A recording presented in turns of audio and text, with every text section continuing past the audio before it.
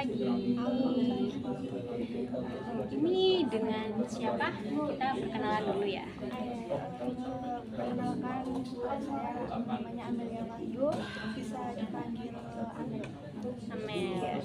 Ya, saya juga perkenalan ya, biar mbaknya udah tahu atau belum nama saya.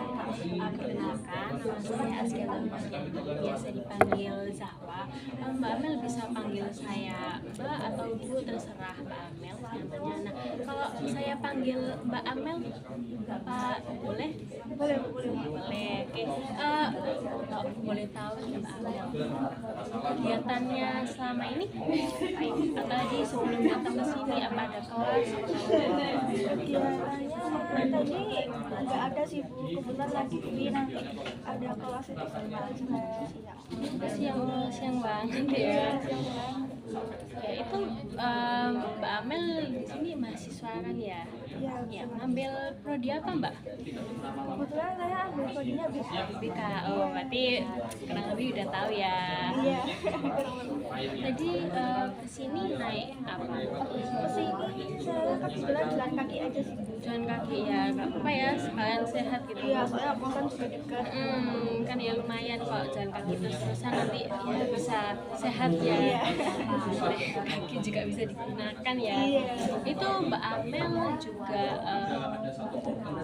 ngerantau, berarti ngerantau ya? Iya, kebetulan saya merantau, tapi ya sama-sama Jawa Timur. Lagi puasa nih. Iya, puasa. Iya, ada rencana pulang atau masih puasa di sini? Awal puasa pulang, disuruh pulang sama. Ya, kangen ya orang tua ya, pengen sama anaknya. Oke, ini Mbak Amel, dan kan kita akan melakukan sesi konseling ya, seperti Mbak Amel tahu. Di sini saya berjelas ulang ya, di sini saya Zahwa sebagai konselor dan di sini Mbak Amel sebagai konselor. Nah, nanti kita akan melakukan sesi konseling kurang lebih sekitar 20 menit. Apakah Mbak Amel bersedia atau mungkin habisnya ada kegiatan? Ya, lagi free juga ya. Ya, oke, nanti kita di 25 menit ini melakukan sesi konseling dengan sebaik-baiknya ya. Kita manfaatkan 25 menit itu, dan Mbak Amel nggak perlu khawatir karena di dalam sesi konseling ini sudah dilindungi oleh akses kerahasiaan, yang mana segala bentuk cerita yang dijelaskan oleh Mbak Amel itu aman gitu, dilindungi oleh akses bimbingan konseling sendiri. Mbak Amel udah siap atau belum, atau mungkin duduknya bisa mungkin lebih enak gitu ya?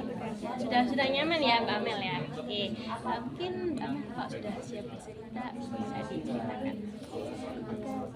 Sekarang yang lagi dihadapin itu ya masa perkuliahan sekarang, karena sebenarnya ini tuh udah lama terjadi.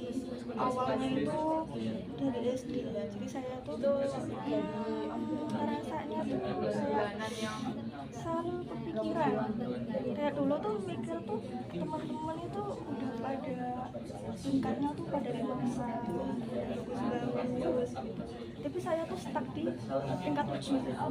Nah, dari situ saya kok aku gini-gini terus ya, akhirnya dari situ terus juga ada beberapa peristiwa yang kurang mengenakan gara-gara hal itu. Jadinya saya tuh kayak memerintahkan diri saya kayaknya aku harus jadi yang lebih baik daripada sekarang. Kalau nggak gitu ya orang-orang bakal nganggap aku rendah gitu. Terus berulang-ulang sampai di kuliah ini, apalagi kalau kuliah kayak lebih berat gitu kan. Jadi dari situ saya tuh makin terpressure, terus juga hal yang mengharuskan saya untuk menjadi seorang yang perfeksionis tuh nggak bisa hilang. Nah, itu yang bikin saya cemas, terus kayak kalau menghadapi situasi yang kedepannya menurut saya tuh bakal susah gitu, pasti kayak kepikiran gimana ya nanti ini bisa nggak, kalau aku gagal gimana.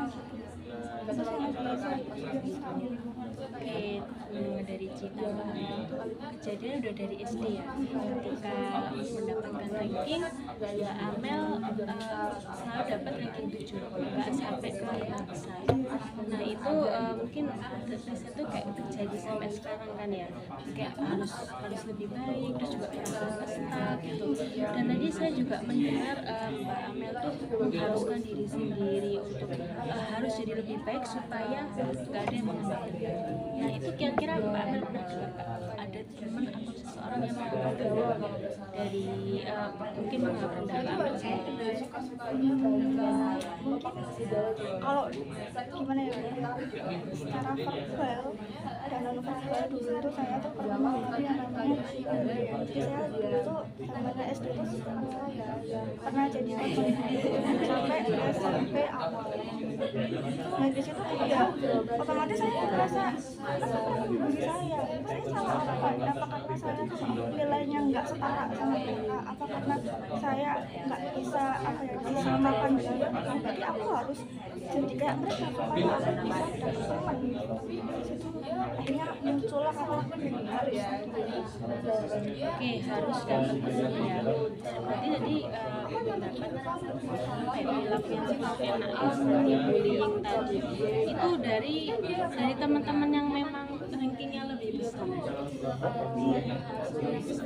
Sebenarnya tuh kalau zaman SD itu nggak tingkat besar, tingkat kecil tuh semua tuh kayak circle gitu.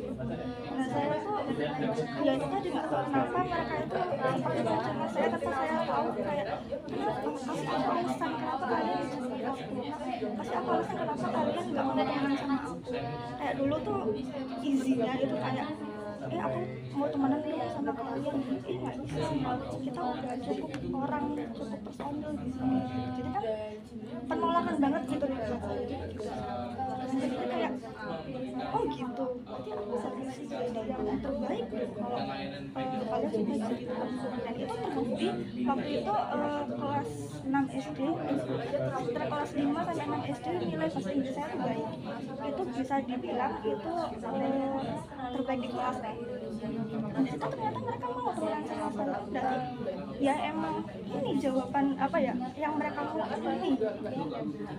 Jadi ketika Mbak Amel ini punya teman itu juga harus apa ya semacam punya persyaratan gitu. Kalau kamu mau jadi temanku ya harus baik gitu. Nah itu tadi juga dengar kalau bullying itu terjadi sampai SMP awal. Nah itu ketika SMP saat itu kelas sampai kelas 7 kan? Kelas 7 sampai kelas 7. Kemudian saat kelas 8, kelas 9 itu bagaimana? Apakah masih mendapatkan perlakuan?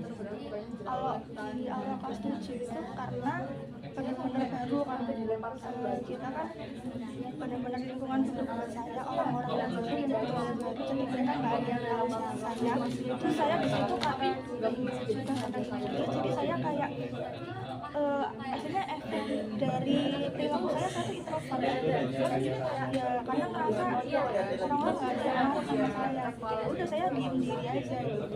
Itu akhirnya mungkin dari situ akhirnya mereka iya ini introvert ya, ini nggak mau gini-gini. Dari situ saya merasa kayak dikucilkan lagi, bukan dibully yang kayak di SD tadi, tapi dikucilkan lagi teman-teman.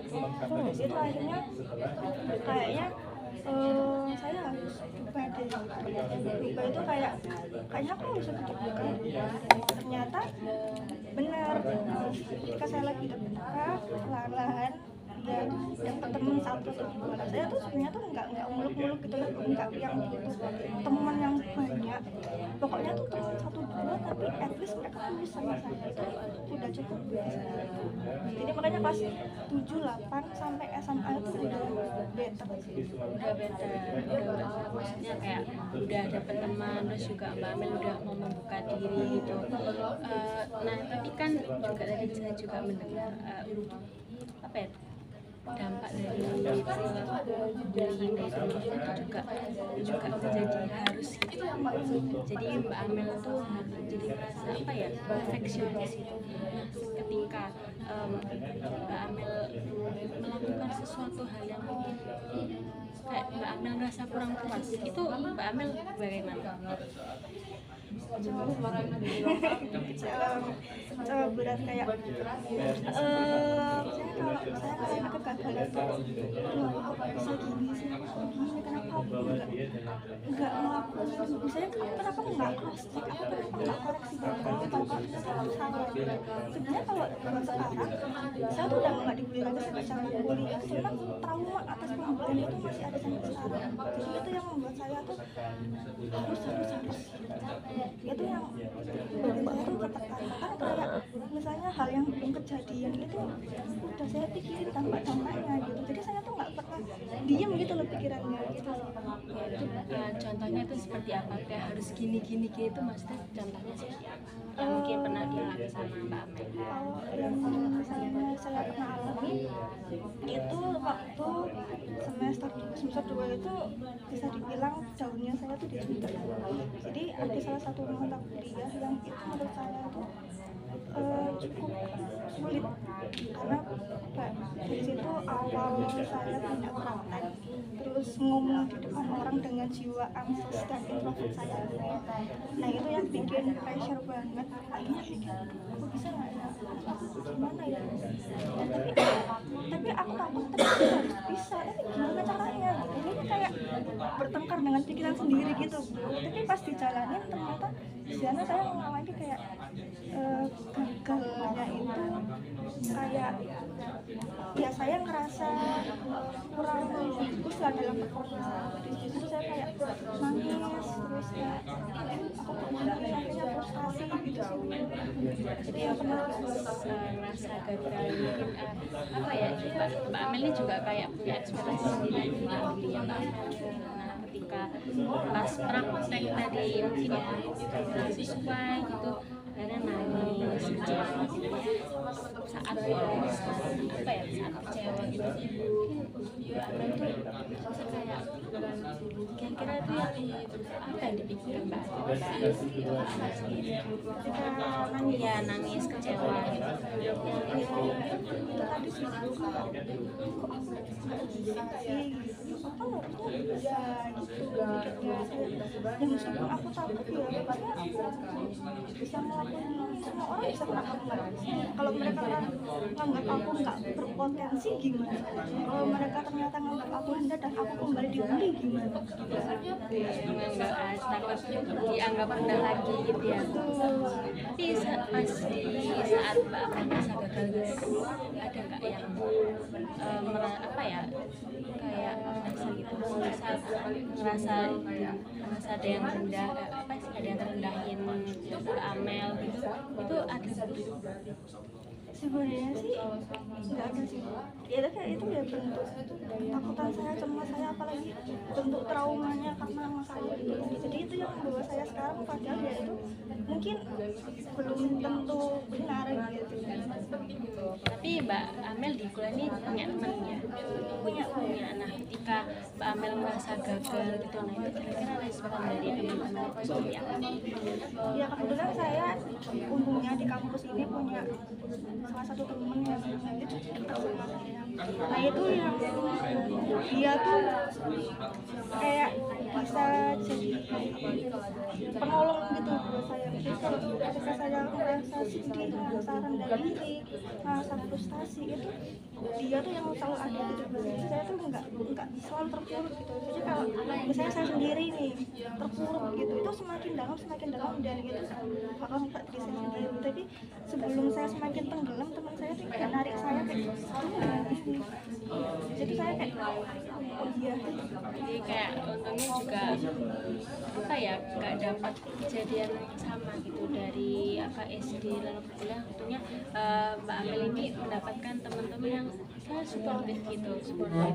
Lalu kalau untuk teman-teman kelasnya sendiri nih, itu apakah pernah Mbak Amel mendapatkan perlakuan gitu ya?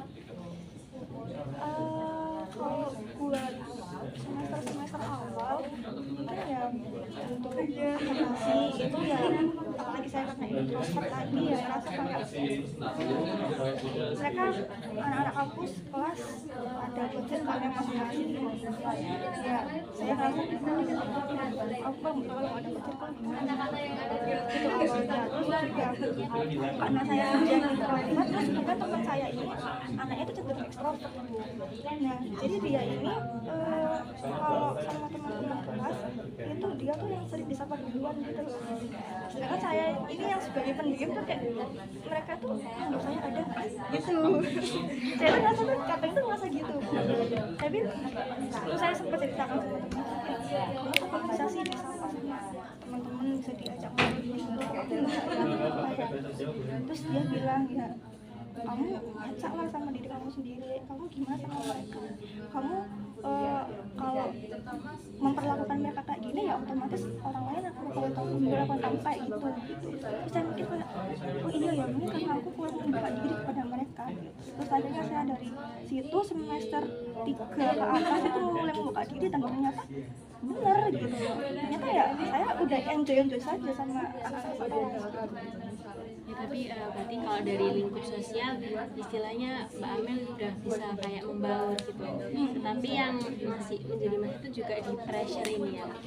Itu sampai sekarang. Sampai sekarang. Nah itu pressure itu juga ada dari orang tua. Kalau orang tua itu nggak pernah nuntut saya yang kayak kamu harus jadi nomor 1, kamu harus nomor 1 tuh nggak pernah. Bahkan orang tua tuh kayak kamu sih jangan keras-keras sama diri kamu sendiri sampai gitu. Tapi saya tuh gimana caranya supaya aku tuh bisa ngelakuin itu gitu. Karena saya sendiri juga bingung ya. Kayak gimana aku harus ngelakuin? Nggak usah terlalu dipikir, nggak usah terlalu menekan diri kamu itu. Saya tuh juga pengen kayak gitu. Kok susah ya gitu. Jadi juga Mbak Amel ini istilahnya kayak selalu menuntut diri sendiri ya. Nah ketika ada di sesuatu hal yang kayak nggak sesuai gitu sama itu yang dipikirkan Mbak Amel. Saya ketika saya gagal gitu, nggak sesuai ya. Atau mungkin di semester itu kan di Mbak Amel udah cerita di semester 2 atau mungkin di semester 2 di semester 3 di semester ini. Kalau sekarang sih yang bikin saya pagi kayak bikin pressure, bikin overthinking itu karena semester 4 itu kebetulan saya tuh ada karena itu kayak aduh ini nanti judulnya apa ya, nanti ini di ACC nggak ya, kalau nggak di ACC gimana, ini aku harus apa gitu. Itu sih Bu yang kayak aduh kayak nggak bisa gitu. Jadi apa ya, kayak masih ngerasa nggak sanggup gitu, seperti apa nggak sanggup untuk menjalani hal yang sebenarnya tuh kayak belum dilakuin gitu, tapi Mbak Amel ini kayak ngerasa masih udah takut duluan gitu. Itu sebelumnya nih pasti sebelum kuliah itu kan punya ketakutan. Apakah ada ketakutan waktu pas sebelum kuliah? Ketakutannya itu sebenarnya ya itu tadi sebelum, karena saya anak rantau ya sebenarnya saya nekat juga sih. Saya dengan kepribadian introvert, ansos juga, tiba-tiba memutuskan diri buat kuliah di luar kota, merantau. Itu juga keputusan yang berat sebenarnya, tapi ya buat masa depan saya, karena ya itu tadi saya tuh kayak rela menghancurkan diri saya buat kebaikan masa depan saya gitu. Menghancurkannya itu seperti apa? Menghancurkannya tuh kayak ya itu istilahnya tuh kayak peribahasan apa, berenang dulu terus ya, berenang dulu baru apa sih itu ya berenang dulu iya pokoknya itu ya saya gitu. Jadi kayak ya nggak apa-apa, susah sekarang nggak apa-apa, yang penting nanti terus seneng gitu sih. Jadi kayak ya udah, saya berkorban apapun saya rela, pokoknya saya tuh bisa menginvestasikan diri saya buat lebih baik ke depannya gitu.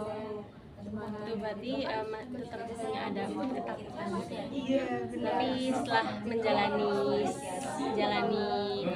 4 semester ini so far gimana? kalau buat semester 3 sampai 4 ini so far so good sih. Ya semoga kedepannya juga seperti ini. Jadi ketakutan yang Mbak Amel takutkan itu, yang Mbak Amel pikirkan tuh gak semua kejadian atau bagaimana? Enggak semua. Sebenarnya itu kalau boleh cerita lagi, ketakutan saya itu nanti pas kejadian itu ternyata oh gini aja ya, oh ternyata cuma gini gitu. Terus kayak kenapa kok mikir segitunya orang ternyata gini aja. Tapi nanti pas dibalikan kejadian seperti itu lagi ke depannya itu bakal kira kayak gitu juga. Padahal ke depannya udah tau kayak ya udah gitu aja gitu. Kenapa kayak kalau dipikirin gitu. Oke, ya biasanya memang seperti itu ya, ketika orang terlalu memikir gitu, jadi pas tato udah dijalanin ya sudah gitu, ternyata ya udah kayak bisa gitu. Berarti easy. Ya easy ya, oke. Berarti waktu pas ketika Mbak Amel ini takut lagi nih, takut semester 5 tadi suka sempro, itu masih kayak aduh aku nggak bisa itu masih ada dia. Kalau dia masih cuman di sini saya udah bisa cara ngontrolnya tuh udah mulai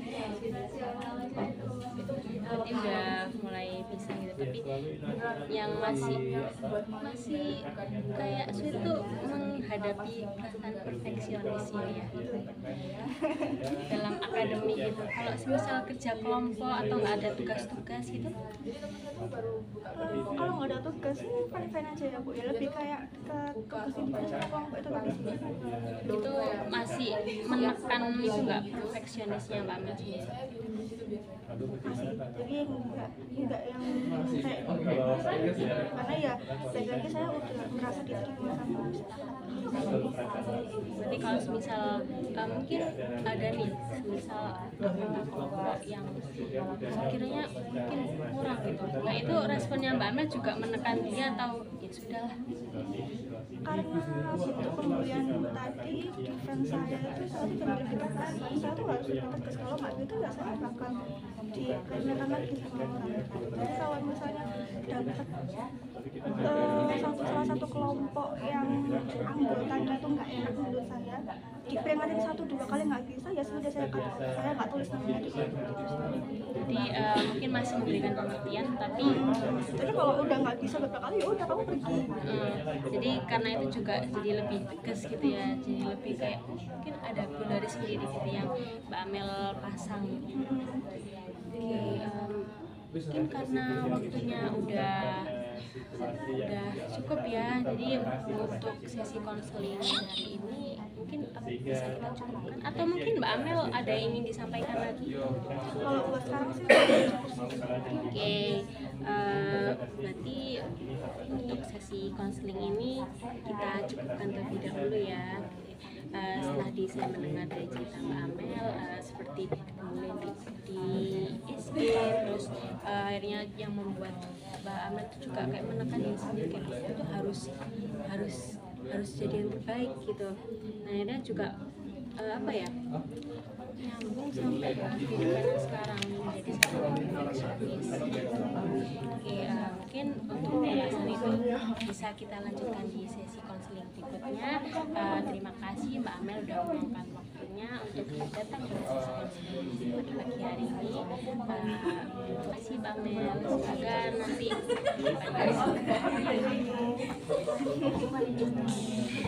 Masih ada 1 menit lagi. udahlah.